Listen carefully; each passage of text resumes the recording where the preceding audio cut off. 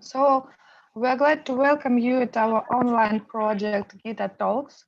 It is dedicated to the study of the ancient scriptures of the Encyclopedia of Yoga. The great 20th century saint Srila Bhakti Sundar Govinda Dev Goswami Maharaj recommended everyone to read the Gita regularly. 18 weeks every Friday we will be studying one chapter of Bhagavad Gita. On some rich and meaning chapters, maybe we will have 2 talks. Amazing truth seekers will be communicating with us about Gita. Madhusudan Swami, he is a spiritual master who has spent over 30 years in temples in India, and now he is sharing his knowledge and spiritual experience.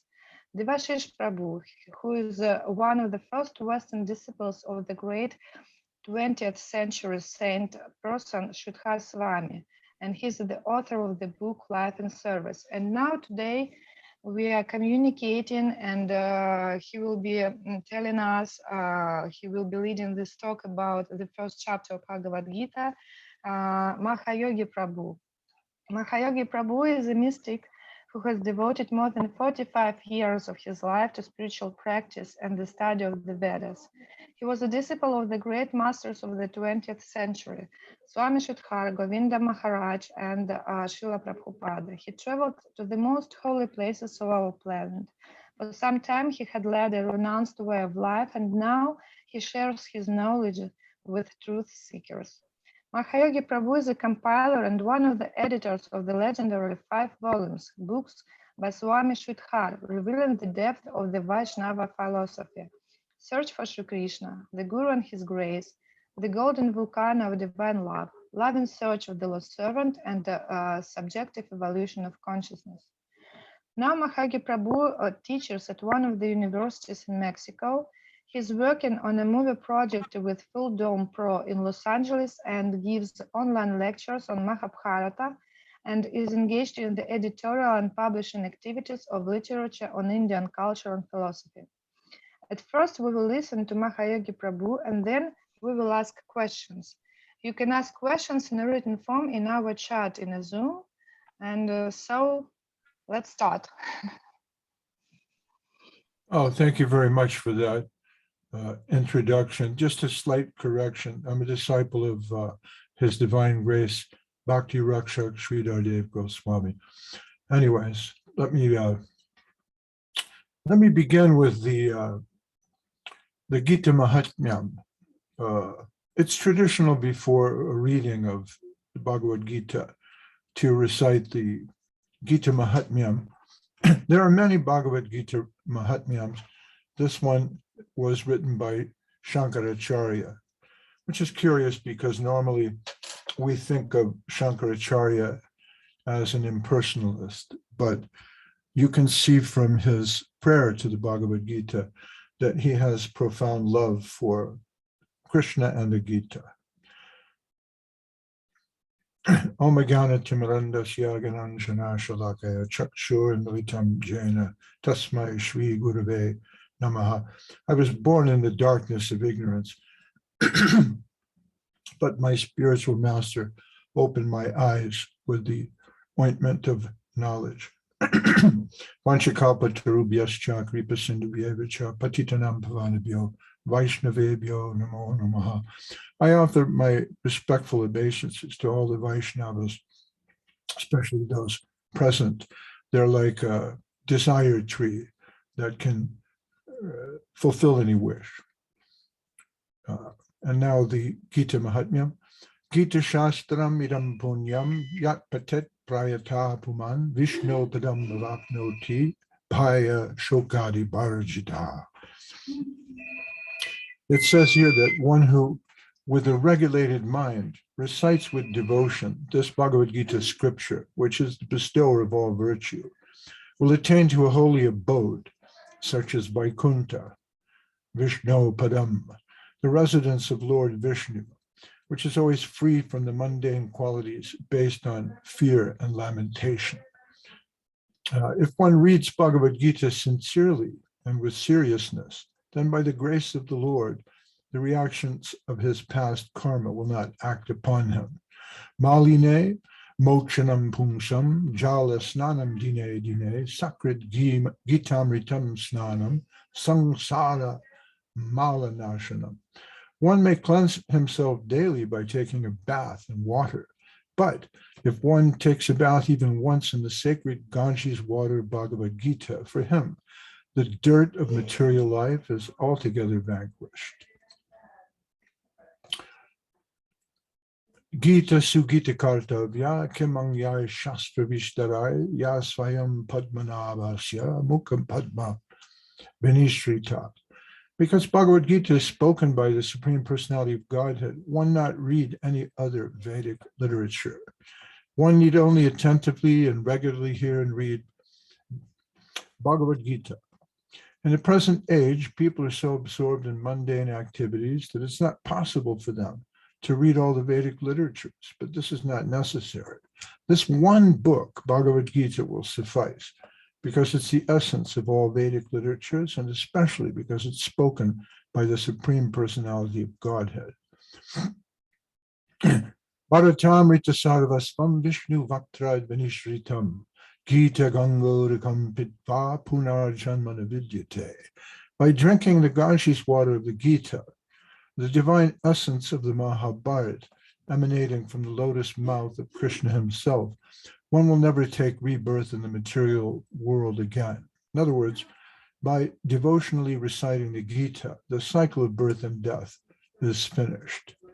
Sarvo Panishado Gavo Dogda Gopalanandana Parto Vatsa Sudhir Bhokta Dugdam Gitamritam Mahat.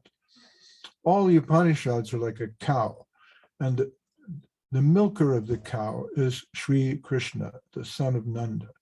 Arjuna is the calf, the beautiful nectar of the Gita is the milk, and the fortunate devotees of fine theistic intellect are the drinkers and enjoyers of that milk.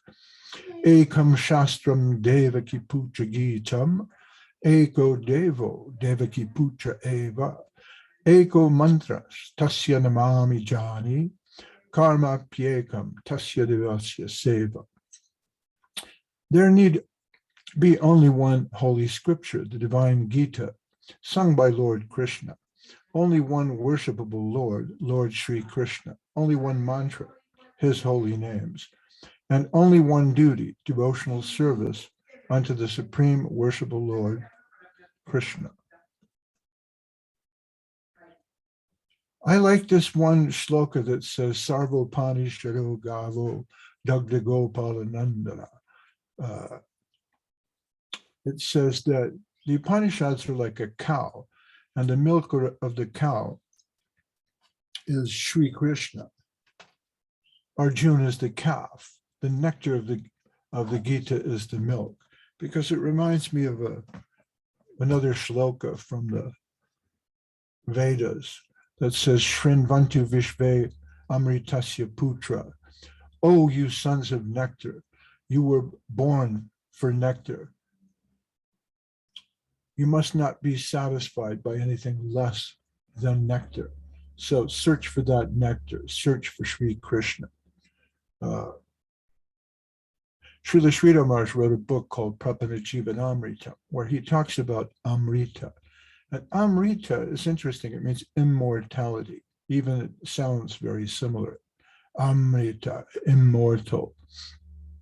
It means no death.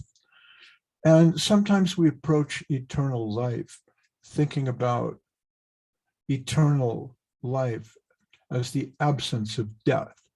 But Srila Sridhar Maharaj put forward the idea that no, really we're talking about positive and progressive immortality. Why positive and why progressive? Well,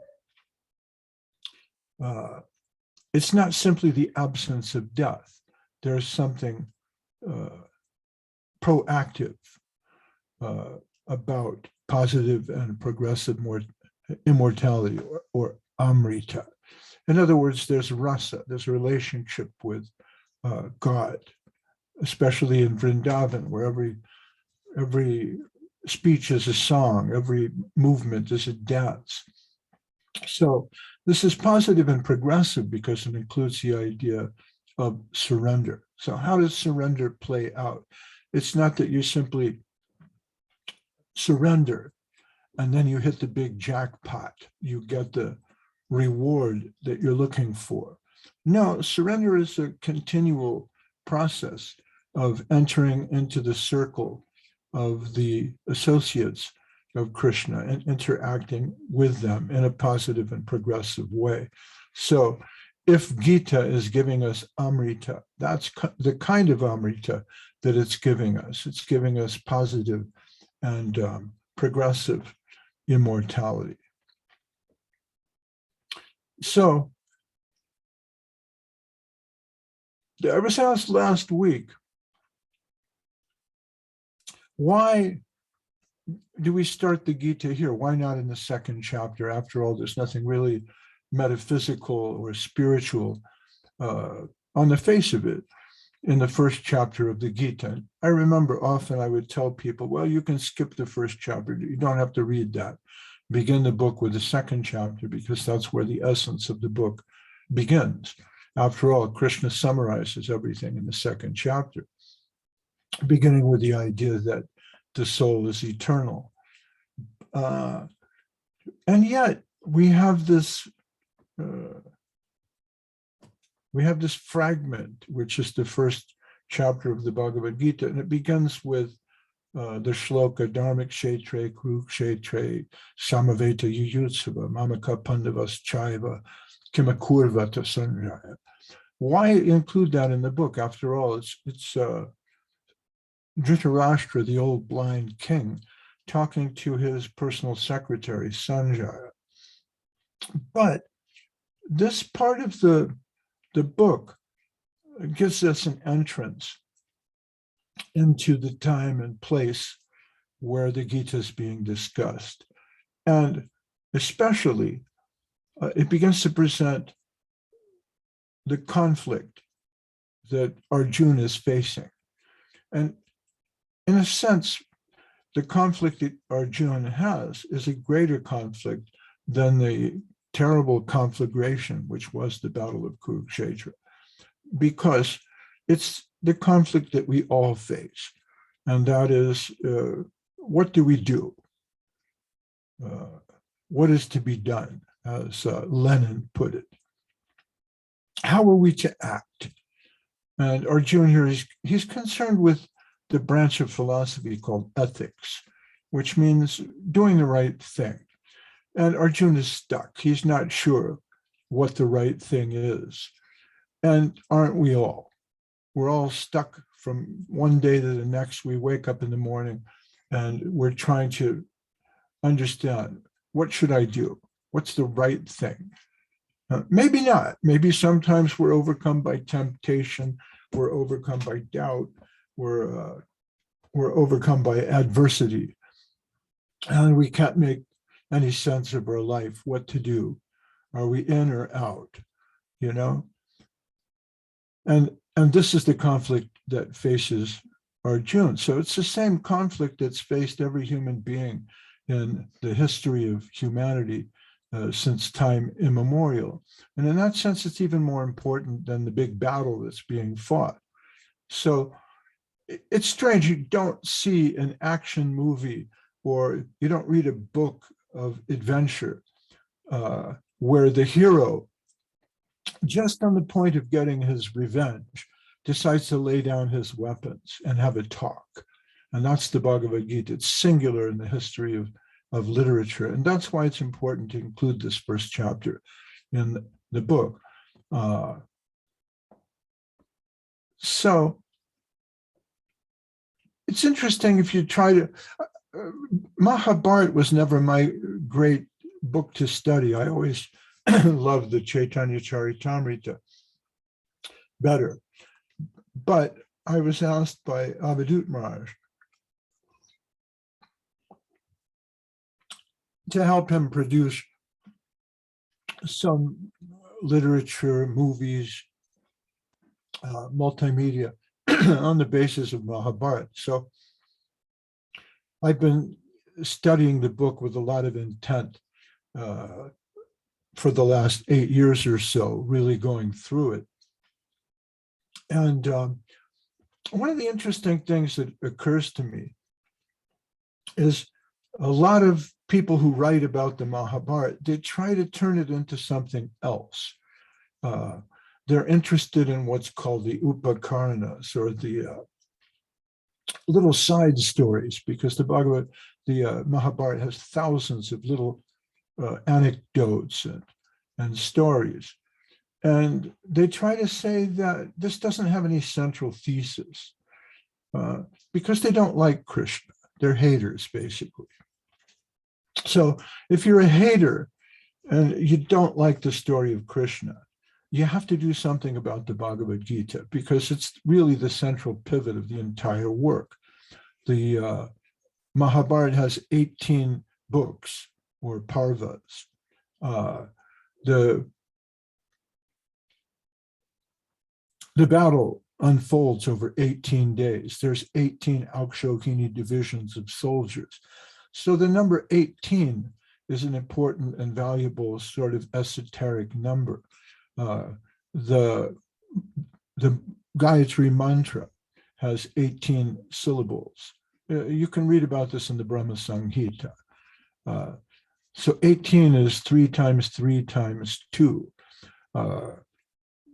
9 times 18 is 108. There's 108 Upanishads, 108 gopis.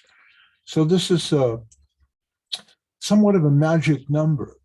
And right at the heart of those 18 books is the Bhagavad Gita.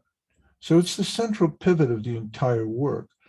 If Arjuna lays down his weapons at this point and he decides, I'm not going to fight, then there's no Battle of Kurukshetra. He's finished. So the axis, or the center of the book, really is this crisis of conscience that Arjuna has, that gets resolved by Krishna. And that's the beauty of the Bhagavad Gita. That's why you can read it every day. Because if you have a crisis of conscience, you can look through the book and you'll find one verse there that will give you some impetus to go on. Krishna says that the soul is eternal. Sometimes we feel that this temporary world is a very dangerous, difficult place for us. But if you remember that the soul is eternal, you can go on. Rupa Goswami sent a message to Sanatan Goswami when he was imprisoned by the Nawab, Hussein Shah, saying, keep steady, remembering that the soul is eternal. So that alone is enough to give us solace. But Krishna later points out that you're not God. There's a higher power, and the relationship must be sacrificed. So not only are you eternal, but you have to think about sacrifice and how to do that, how to do sacrifice. And if you need some help, there's yoga. So he gives all these different points of view and angles of vision to Arjuna.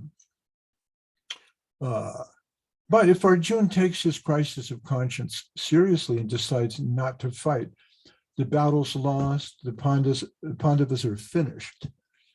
So sometimes we look at this dilemma of Arjuna and we think he's a coward. I don't know. I'm trying to understand. Maybe somebody can help me. Who made the original chapter titles for the Bhagavad Gita? For example, the first chapter is often called Arjuna Vishada Yoga. So if you look in some translations, it will say book 1, chapter 1, the lamentation of Arjuna, or his confusion, his crisis of conscience. But Sridhar Maharaj's Bhagavad Gita will say Sainya Darshan, and that comes from Baladev Vidibhushan in his commentary. He says Sainya Darshan. It means seeing the armies. And it's kind of an interesting conflict in how you frame that chapter. Is that chapter setting the scene and showing us, well, here's the armies? Or is that chapter Arjuna is bewildered? So I'm curious about that. Arjuna's crisis of conscience is not exactly cowardice. Krishna calls it karpanya. He says, karpanya dosho svahata svabhava. And Krishna knows that Arjuna he's a great and powerful warrior. He's not a shrinking violet by any means. He's not overcome by cowardice. His problem is karpanya, which comes from the word kripa. Kripa means mercy or compassion or altruism. So he wants to show altruism towards his enemies. Arjuna's defeated Shiva in a duel. He fought with his father, Indra, the god of thunder. He burned the Kandava forest, which was filled with snakes and serpents. He's conquered an entire race of ghostly warriors, the Nivata Kavachas, and he sent them to hell. So he's not a coward. No coward would demand that his chariot is drawn up in the no man's land between two powerful armies when the arrows are about to fly. He wouldn't have gotten that far as a coward. And yet, even though he's primed for battle, he's got the greatest weapons of war from the gods, and he's ready to go with the Gandiva bow. He has this moment of doubt. So when they call this Arjuna Vishada Yoga, we're talking about despair, despondency, doubt, just as Jesus Christ had a moment of doubt in the Garden of Gethsemane. Am I really ready to sacrifice myself for the sins of everyone? So Arjuna has this moment of doubt or crisis of conscience, and he wants to know, why do I have to be a warrior? Really, that's my dharma? Couldn't I be a yogi? What about my family? Family is everything. So what happens when duty and religion clash?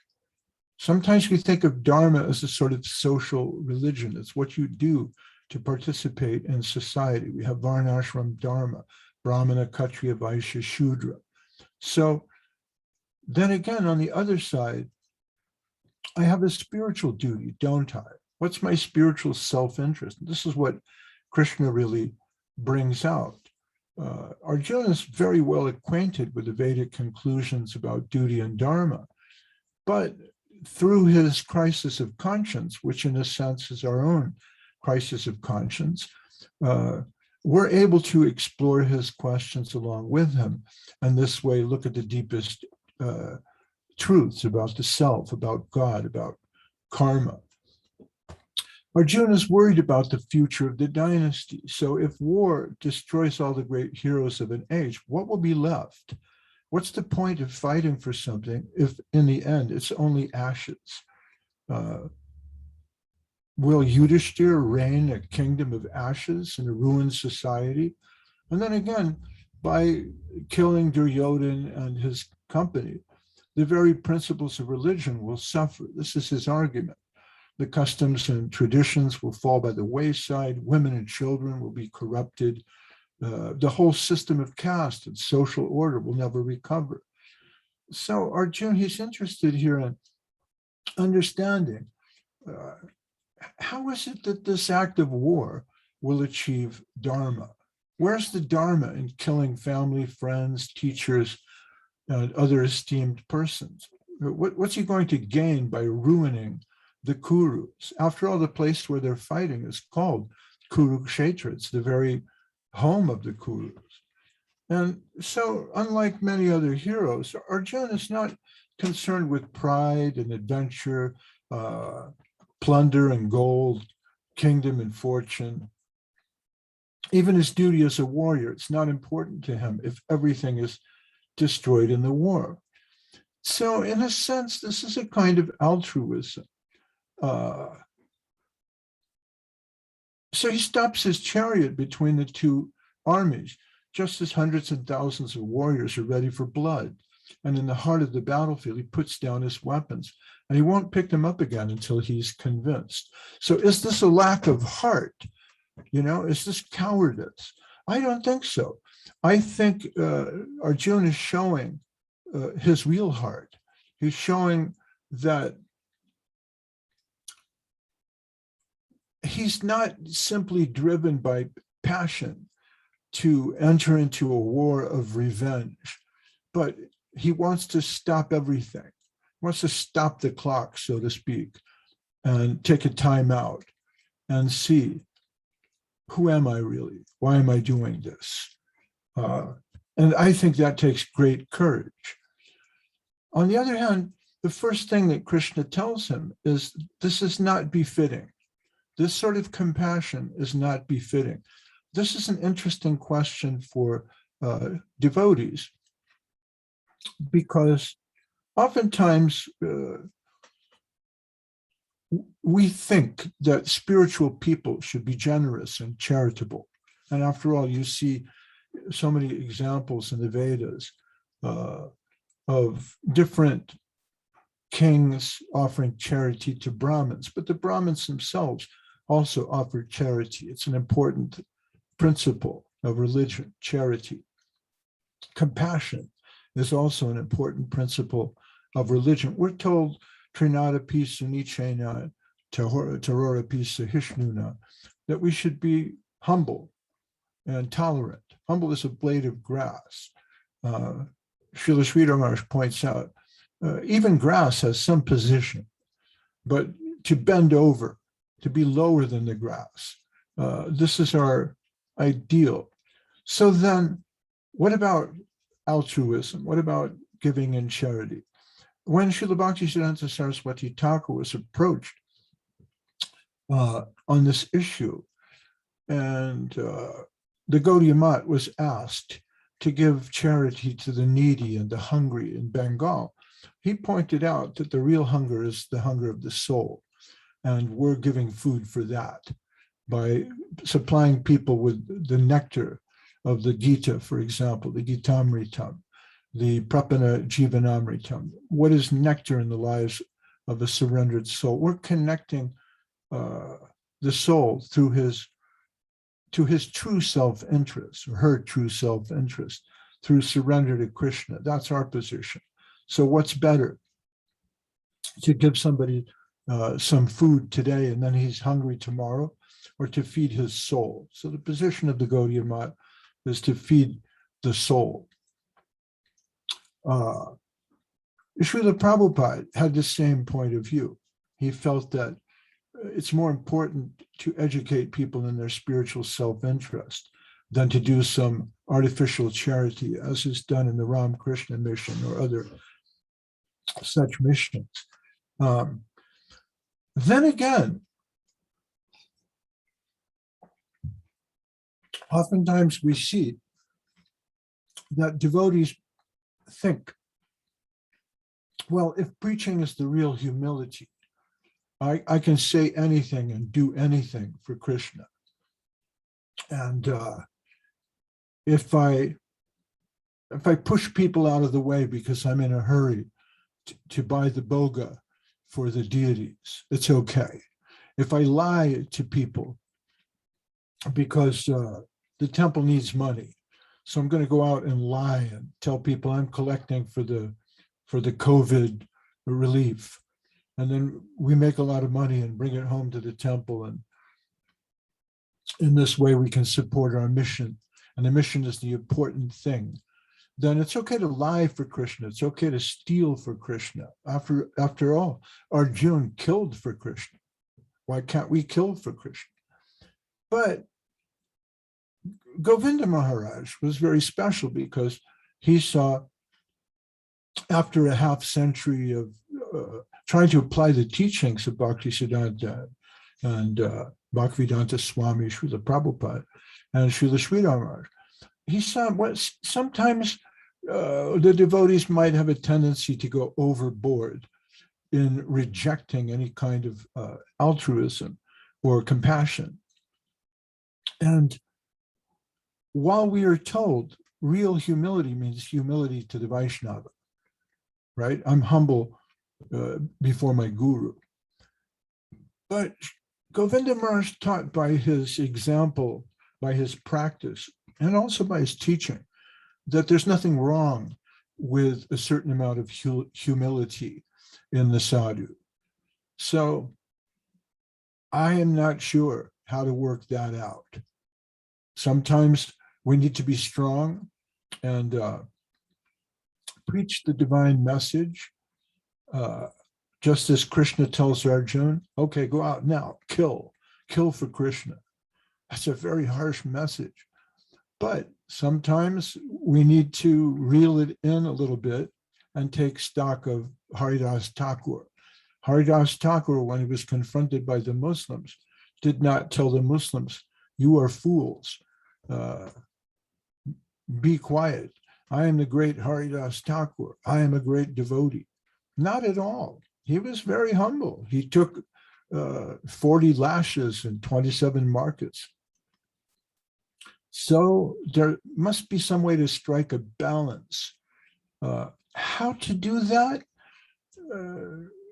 means we have to do some soul searching, just as Arjuna did, and look within. And then again, it's impossible to really interpret the meaning of the Bhagavad Gita without the help of Guru. Guru Dev helps us to balance all these different questions. We're all on board with the idea that the soul is eternal. But how does that play out in terms of an ethical question? That sometimes becomes so difficult that we need to go to someone for guidance. And if you're lucky enough to be within the presence of a living Jagat Guru like Srila Sridhar Maharaj or Govinda Maharaj or Bhaktivedanta Swami or Bhaktisiddhanta Saraswati Thakur, you can hear their word and offer your question about your ethical dilemma, and they can give you personal help. If you're not fortunate enough to be in the presence of someone like that, you can take help from your godbrothers and your friends and other people who you feel are spiritual people who are connected with the truth. And if you're not fortunate enough to have any sadhu sangha at all, then there's the scriptures. Now, it's very difficult to go through the scriptures because tarko pratishta shrutayo vibhina. It means argument, you can't resolve anything. You say the world is flat, I say the world is round. Who knows? How can we resolve that? We can go back and forth and you show me your proofs, I'll show you mine. But argument is inconclusive, especially arguing about metaphysical topics like God and the soul. Shrutayo vibhina means the scriptures. If you go to the scriptures, you'll see all different points of view. So how do you resolve that? You can harmonize these things through a dialogue, especially with higher authorities, but even dialogue with your peers, with your associates, with your fellows. If you think about what we're trying to do with the Gita talks here, we're involved in a conversation. I'm speaking right now, but all of you will get your opportunity, I'm sure. But the Bhagavad Gita is also interesting because it's a dialogue. God himself is speaking, but yet Arjuna stops him and says, wait a minute, I don't agree. I'm not sure about that. Can you explain that again? You say that there's karma and there's jnana, but I don't really get it. What's the difference? We should renounce the world, but you're telling me to fight. How do I resolve that? So there's a give and take, there's a back and forth in dialogue and in conversation that sometimes brings us to a higher level. Even Srila Sridhar Maharaj in India on the banks of the Ganges, he's sitting alone practically alone. He's got Govinda Maharaj and a few loyal servants around him. But for 30, 40 years, he's practically alone there. He doesn't really have too many people he can talk with. So he's having this beautiful conversation with himself. The Western devotees show up in 1981 or 1982, and they have this powerful need. Help me. I don't understand this. Our guru is gone. What do we do now? And things that Sridhar Maharaj had stored within him for decades suddenly began trickling out. And this divine flow of nectar began warming the ears of everyone who came in contact with him. But in part, that divine flow took place because of the need of the people he was conversing with. So in India, this is called Upanishad. It means you sit at the feet of the master, and there's a give and take. It's not the same as the Abrahamic religion of Moses, where Moses goes up to the mountain and there's a lightning flash and he comes down off the mountain and he has a stone tablet inscribed with the commandments, and you have to, thou shalt not, it's absolute. It's not like the Quran where the angel Gabriel dictates the message of the Quran to the Prophet Muhammad, and he gives that to the people, and that's absolute. You can interpret it a little bit, but it's absolute. No, it's a conversation. It's a back and forth. Maybe on one day, you will have more power, more strength, more spiritual decision than I do. And I'll talk to you and I'll tell you, I can't do it. I feel like Arjuna. And you'll say, no, do it. You must surrender, die to live. It's there. Om, a big yes, die to live. And okay, I can make it through another day. So for me, that's the guru-disciple relationship. It's open to a certain extent. The guru is not a dogmatist who simply tells you do this and don't do that. But he can measure your particular situation and give you particular help. That's why the idea of dharma is really a very flexible idea. There's the dharma for the Shudra, which is be honest, don't steal. The dharma for the king, which is protect the people. The dharma for the Brahmin, which is always tell the truth. It's not exactly the same dharma, even on the civil level. And on the spiritual level, how do we surrender to Krishna? Well, there's different gradations, there's different rasas. So Srila Sridhar Maharaj used to say, there's gradation everywhere. And what we discover in the conversation between Krishna and Arjuna is this unraveling of different levels of dharma from family dharma, kula dharma, where we hear again and again in the mundane world, family is the most important. Family is not the most important, or it depends on how you define family. Maybe Krishna's family is the most important, right? But my brother, my sister, my mother, my father, one of the things that stung Srila Sridhar Maharaj when he was a young man studying law at President's College, he met with a fellow student. They were talking about their family. And the student, recalling his father, said, that man. And Sridhar Maharaj said, what do you mean that man? That's very disrespectful. How can you call your father that man? And his friend said, well, he's my father in this life, but where was he in my last life? Where will he be in my future life? And Guru Maharaj was thinking about that. We like to think that the guru is Superman. He's invulnerable. He's beyond everything material. But Srila Sridhar Maharaj, he used to laugh when he talked about the Brahma Vimohana Leela, which is it's a beautiful story. It's in the Loving Search for the Lost servants. Beautiful story in the Bhagavatam, how the creator of the universe is bewildered by Krishna. He goes to see Krishna and he says, do you know who I am? I'm Brahma, the four-headed Brahma of this universe. And Krishna says, I'm sorry, which Brahma are you again? I'm the four-headed Brahma.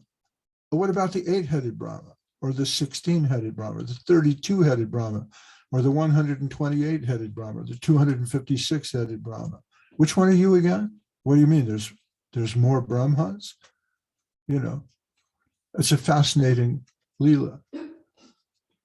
Brahma steals the cowherd boys, but then he sees, oh, wait, there they are. But I put them in the cave. Huh? What happened? So Sridhar Maharaj comments with sort of an ironic chuckle.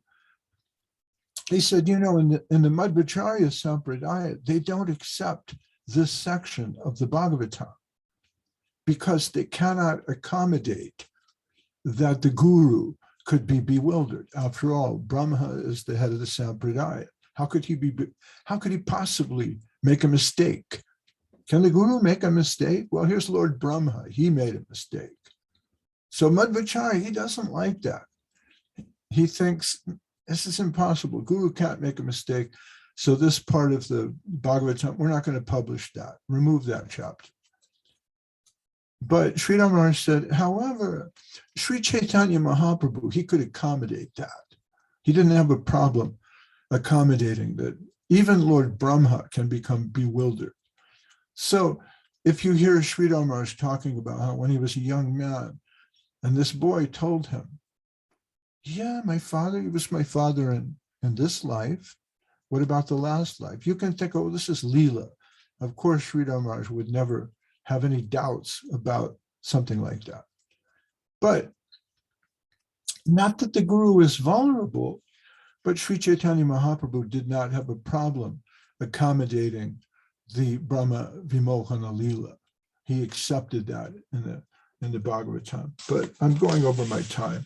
Let me read a little bit, if it's okay with you. Let me read a little bit from the first chapter. So we start with this verse. Dhritarashtra Uvacha. I'm reading from this Bhagavad Gita. This is the one I used to sell on the street, so I'm kind of partial to it. Dhritarashtra Uvacha, Karma Kshetre Kurukshetre Samaveta Yuyutsava Mamaka Pandavaschaiva Kamakurvata Sanjaya. Dhritarashtra said, O Sanjaya, after my sons and the sons of Pandu assembled in place of pilgrimage at Kurukshetra, desiring to fight, what did they do? So people comment, this is kind of interesting because Dhritarashtra says, Mamaka, family is everything. Mamaka, it's mine, my sons. You know, what did they do? And then he says, Pandavas Chaeva. Chaeva is interesting, it means etc. It's all over the Bhagavad Gita. You know, Krishna uses Chaeva millions of times. People criticize the writing style of the Bhagavad Gita. Well, this is not so poetic. Why does he keep saying etc., etc., etc.? But there it is. Pandavas Chaiva. It means these sons of Pandu and the rest of them versus Mamaka, my family. So you can see here Dhritarashtra is partial. Sanjaya Uvacha. Drishtva tu Pandavani kam yudham duryodanas tadacharyam upasamganya rajavachanam abravit. O king, said Sanjaya, after looking over the army arranged in military formation by the sons of Pandu, King Duryodhana went to his teacher and spoke the following words. Pashyaitam Pandaputranam acharya mahatam chamum vyudam drupadaputrena Tavashishena Dhimata. O my teacher, behold the great army of the sons of Pandu, so expertly arranged by your intelligent disciple, the son of Drupada. Atra Suras Maheshasa Bhimarjuna Samajudi Yuyudhana Viratascha Drupadascha Maharata. Here in this army are many heroic bowmen. equal in fighting to Bhima and Arjuna, great fighters like Yudhisthira, Virata, and Drupada. Drishtaketus, Chaitanya, Kashi Rajas, Shavir Javan, Purjit Kuntibojas, Cha, Shaibhyasya, Cha Nara Pungava.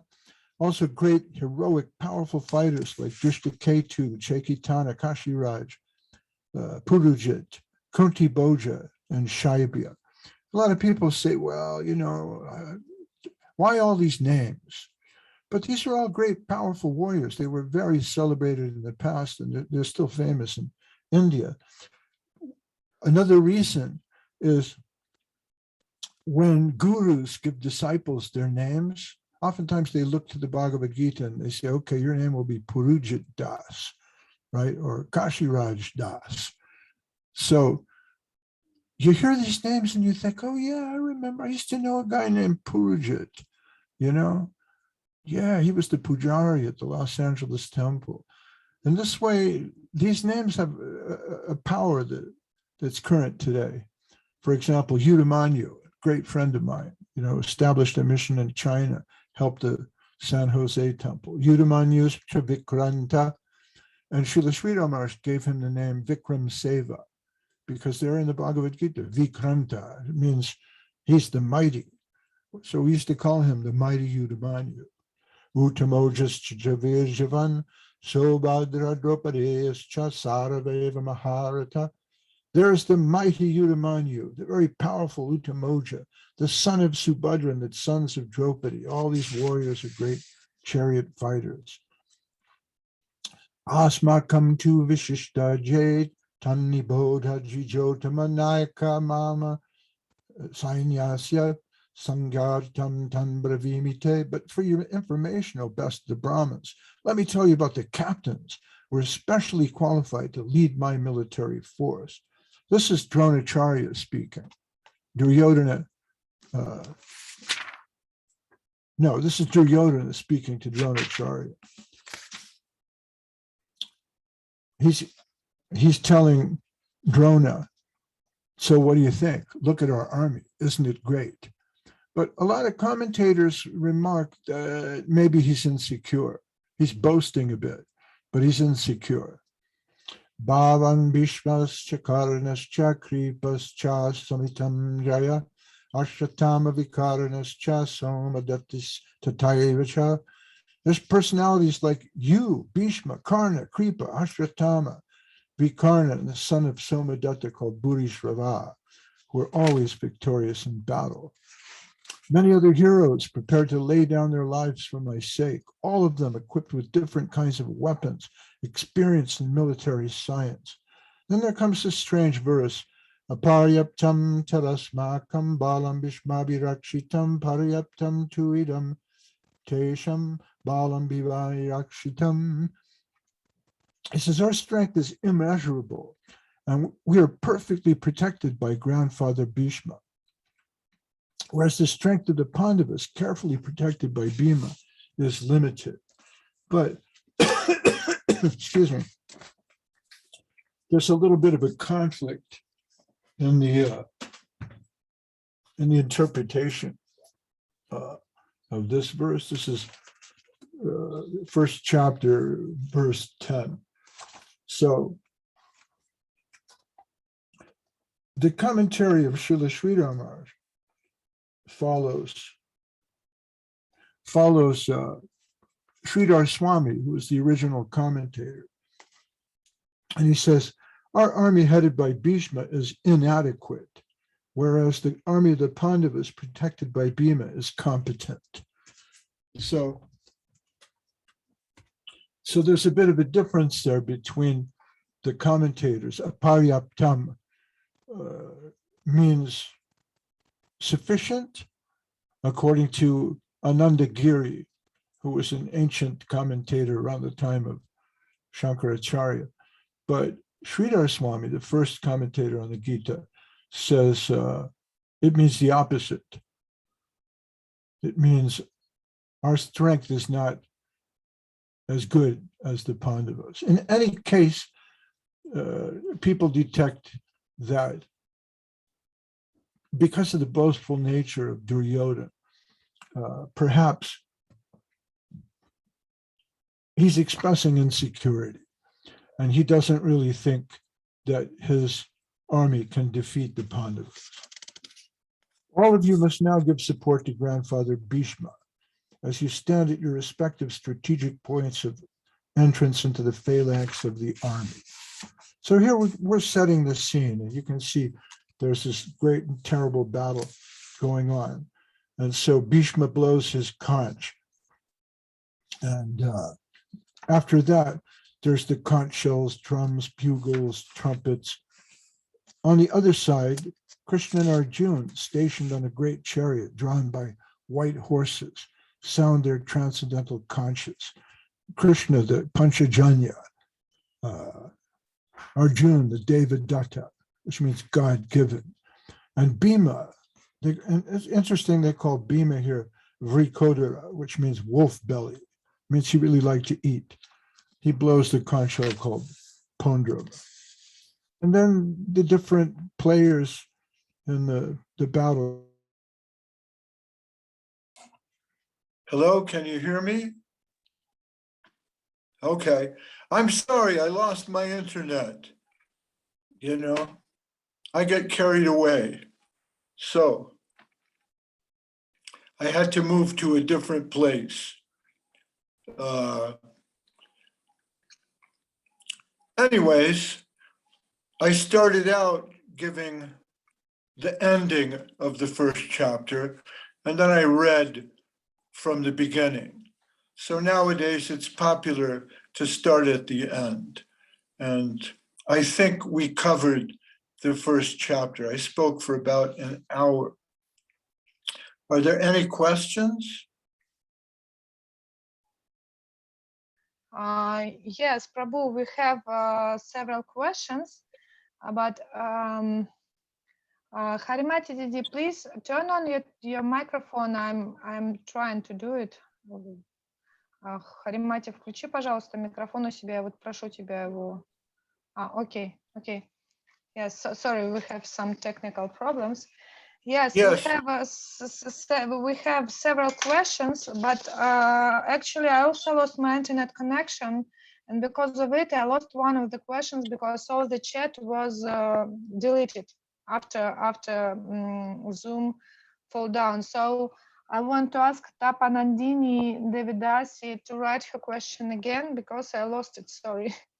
It was deleted. But at this moment, I will ask you other questions, which we also have. Two of these questions are from Lilavati Devidasi from Israel.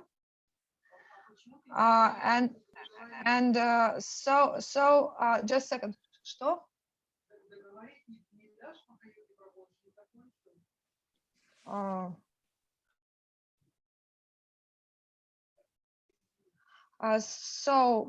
So her question is it true that Krishna stopped the time to tell Arjuna 700 shlokas of Gita? Why he couldn't make this talk before that moment on the battlefield when they had time for that?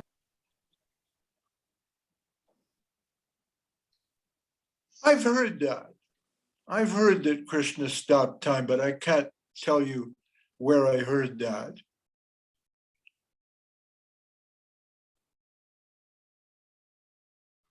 I'm not sure about it.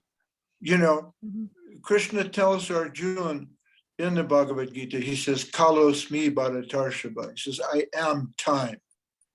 And that quote was quoted by J. Robert Oppenheimer when the first atomic bomb was tested in Alamogordo, New Mexico, because the power of time is the power to destroy everything.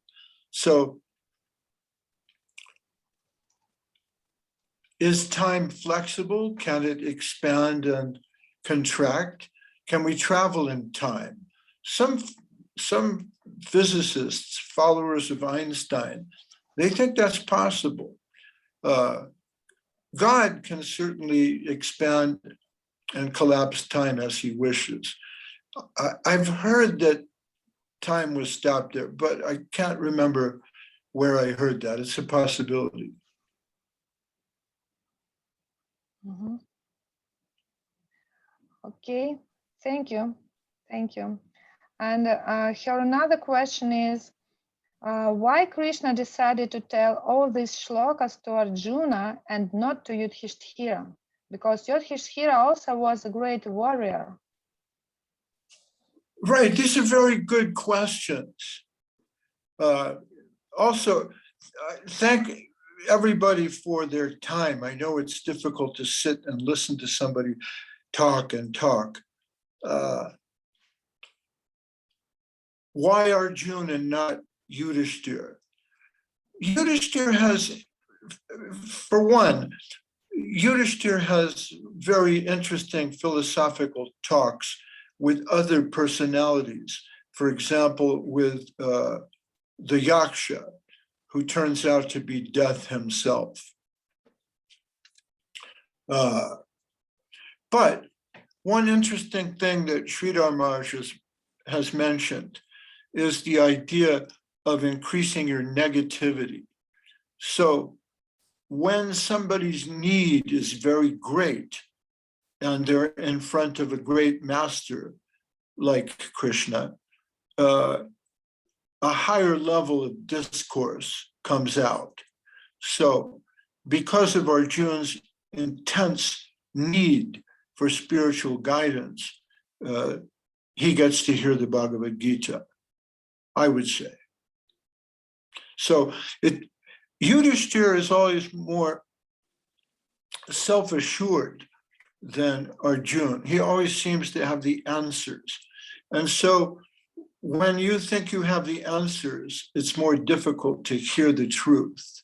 And sometimes when you're really desperate, when you're really down and you've reached bottom, you can't go any lower, your negativity is so great that it attracts the positivity of something like Krishna's message. Do you see what I'm saying?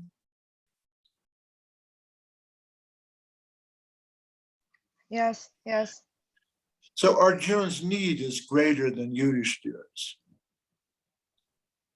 Mm-hmm. Okay, thank you. Thank you very much. So the question from Tapanandini Devdasi, it is not connected straightly with battlefield Kurukshetra, but it is connected with your lecture.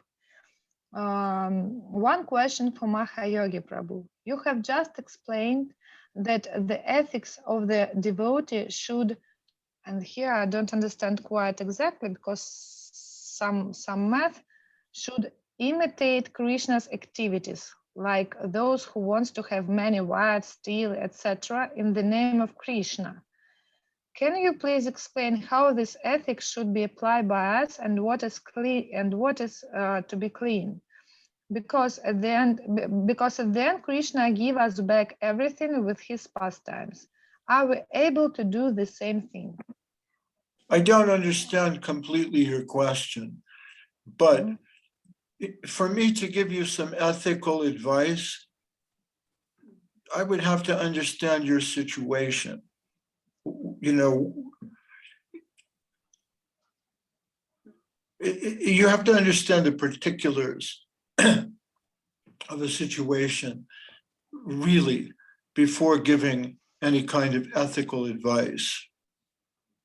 We can speak in generalities. For example, it's good to be honest, right? If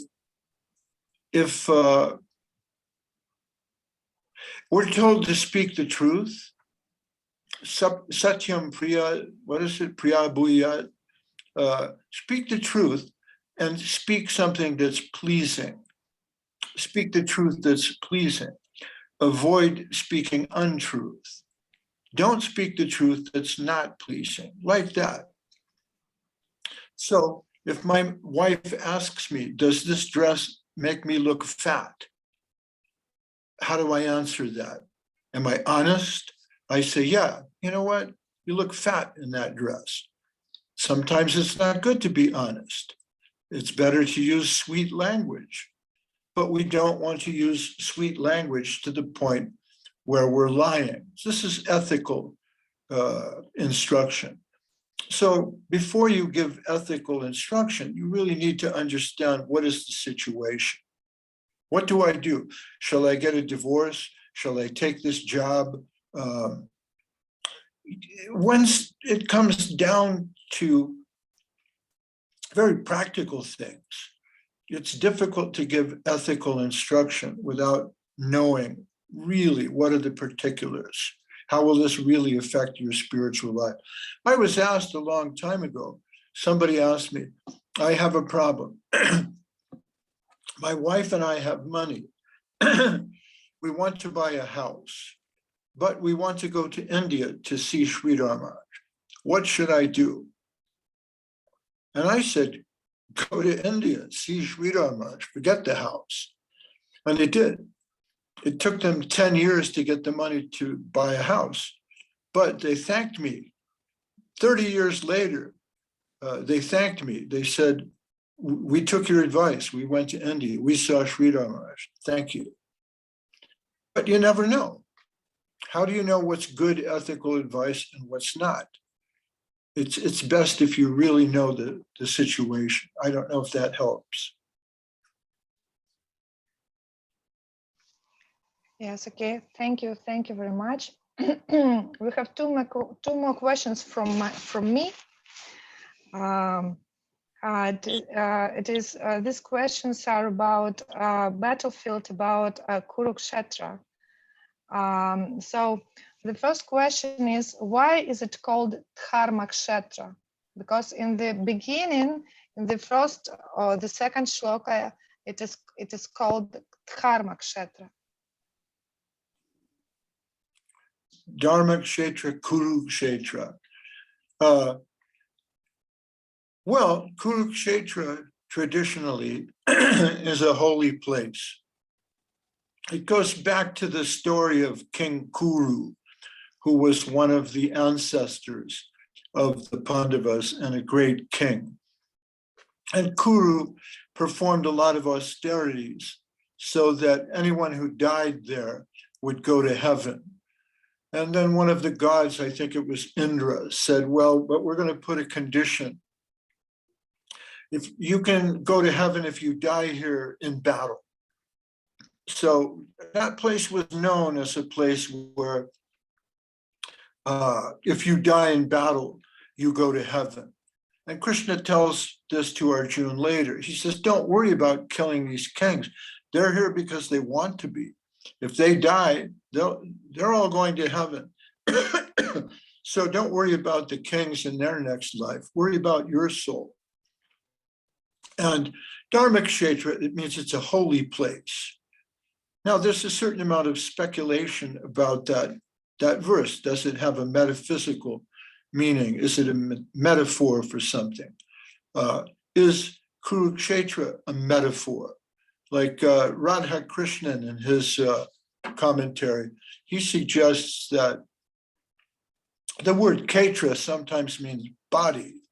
So Kurukshetra refers to the body of a Kuru. And because this whole conflict is taking place within Arjuna's psyche, the Dharmakshetra and the Kurukshetra have to do with Arjuna's spiritual conflict. But Srila Prabhupada did not like that. He said, no, Kurukshetra is a real historical place. Another reason, but this is tangential because it happens later, is that the Ratha Yatra is supposed to represent Krishna's return from Kurukshetra to Vrindavan.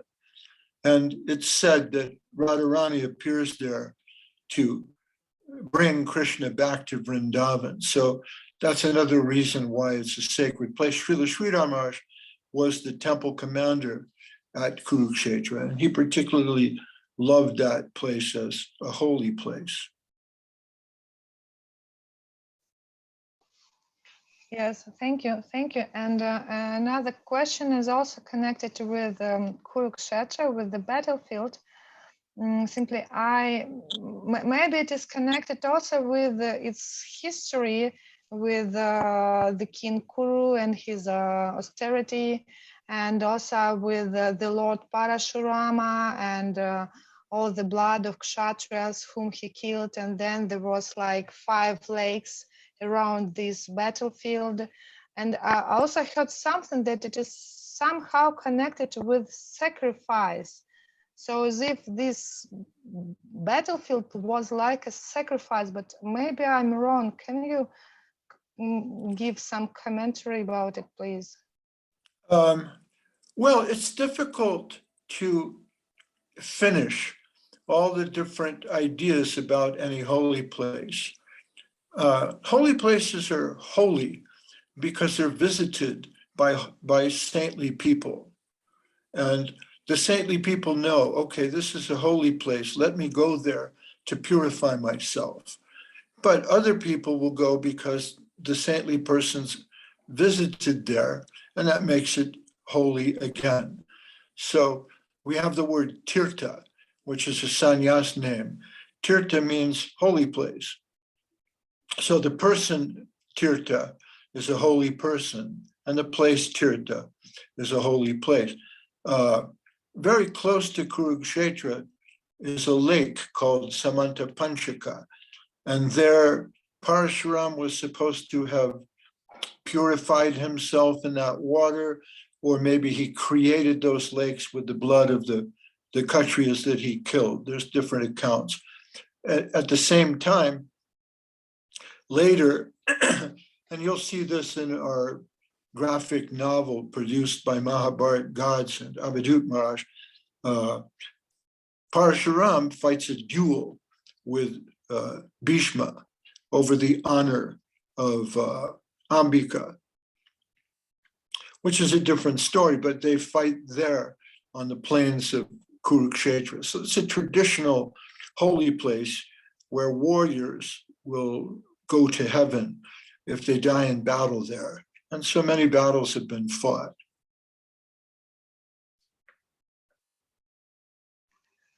Okay, thank you. Thank you, Prabhu. We're very grateful to you for your talks. I hope we will meet you next week, and next week we will have a talk about the second chapter, yes? Yeah, I think we finished the first chapter. So it has to do with the conflict of conscience and also setting up the scene by seeing who's there and who's ready to fight. And Arjuna gives these arguments, but we'll see in the second chapter how Krishna responds. And I'd like to thank Sankarshan Das and Pranashish and Lilavati and Tapanandini. I can't see all the names of everybody. Harimati, Satyabhama, Tapanandini, Gita Talks, Nana Priya. I see B.A. Dundee Swami's there. I didn't see you. I can't see all the faces of everybody in the talk. Ananta Shesh is there, Praneshwari Devi, Krishna Kanta Das, and Zinan Protsak, Nadia Priya, Ilya Kolesnikov, and Dasanu Das, and Suvasini Kumar, Tatiana's here, and Lakshmi Priya Didi, Jai Dev, Elena Bitolina, I think, and everyone else who connected. Thank you very much. It gives me a lot of inspiration to be able to participate with you like this. So Hare Krishna, thank you very much, and we'll try to see you next week. Jai, Mahayogi Prabhu ki Jai. Bhakti Vrinda ki Jai. Gaura Haribol, Gaura Haribol, Gaura Haribol. Hare Krishna. So see you next week on the talk about the second chapter. Please accept our obeisances. Bye bye. Dandavats. Bye bye.